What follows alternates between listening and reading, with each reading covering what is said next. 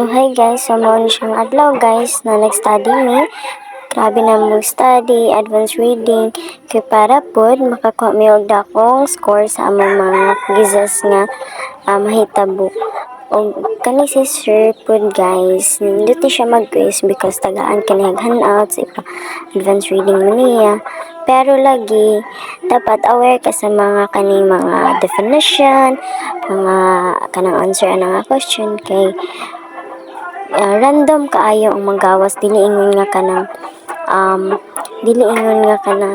abi kay given ang mga quizzes but naapoy time nga kanang dili given ang mga questions.